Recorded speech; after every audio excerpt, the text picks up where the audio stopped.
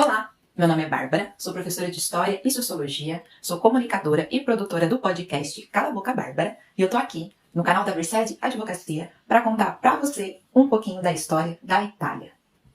Esse é o terceiro vídeo de uma série de vídeos que eu conto pra vocês desde o início da civilização romana até aspectos e curiosidades da história da Itália atual. Então, para não perder nenhum vídeo, se inscreve no canal, ativa o sininho para receber todas as notificações e ficar por dentro de todas as novidades.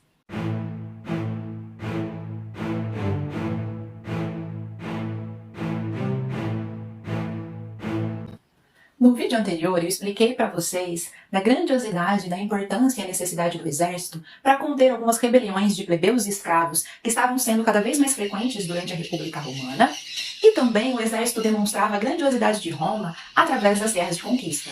Tudo isso elevou o prestígio dos generais romanos, que eram recebidos com honrarias e festas, eram aclamados como verdadeiros heróis quando chegavam na cidade de Roma. Então a maioria da população considerava e via os generais como verdadeiros heróis romanos. Só que toda essa grandiosidade e todo esse prestígio estava causando um desconforto, uma desconfiança por parte dos senadores que estavam com medo de perder o seu poder político. Foi então que, sabiamente, os senadores criaram o triunvirato, que foi a divisão do poder do cônsul em três generais, que atendiam tanto os interesses do exército quanto os interesses do Senado.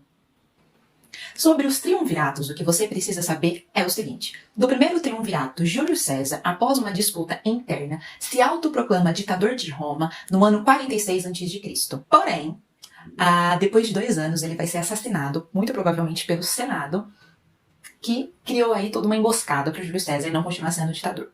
Após criado o segundo triunvirato, Marco Antônio e Otávio vão disputar internamente o poder. Otávio sai vitorioso e vai ser proclamado o primeiro imperador de Roma no ano 27 a.C., dando início então ao período da história romana chamado de Império Romano. Esse período foi o mais longo da história romana, cheio de acontecimentos, mas também foi o último período da história da civilização romana. Foi durante esse período, por exemplo, que a cidade de Roma, durante o governo de Nero, queimou por 9 dias seguidos. Foi o maior incêndio que aconteceu na cidade romana e até hoje não se sabe quem foi o responsável por esse incêndio. Muitos apontam como o próprio imperador Nero como o mandante desse incêndio, mas até hoje não se sabe se foi causado por um acidente ou se realmente foi algo mandado aí pelo imperador. Foi também nessa época que o Coliseu foi construído. A sua obra começou no ano 72 d.C., durante o governo do Flávio Vespasiano, e foi construído exatamente onde ficava o Palácio do Nero. Então o Coliseu ele foi construído após o incêndio de Roma e tinha como um dos propósitos demonstrar e retomar a grandiosidade de Roma que tinha acabado de passar por um incêndio. As obras levaram 8 anos para ficarem prontas e o Coliseu ele foi finalizado quando Tito, o filho do imperador Flávio, era o governador de Roma. Então Tito, para poder homenagear o seu pai, coloca o nome do anfiteatro de Anfiteatro Flaviano. O Coliseu tinha capacidade para receber mais de 50 mil pessoas e ele foi construído com mármore e bronze, que posteriormente foi saqueado durante principalmente aí a Idade Média. No Coliseu aconteciam os grandes espetáculos dos gladiadores. Os gladiadores eram escravos ou criminosos que lutavam na arena usando espadas, tridentes, escudos, redes, e somente um saía vitorioso e vivo da arena. Muitos desses gladiadores também lutavam contra animais selvagens, como leões, tigres, elefantes. Estima-se que mais de 10 mil gladiadores morreram durante esses duelos, que duraram até o ano 404 d.C.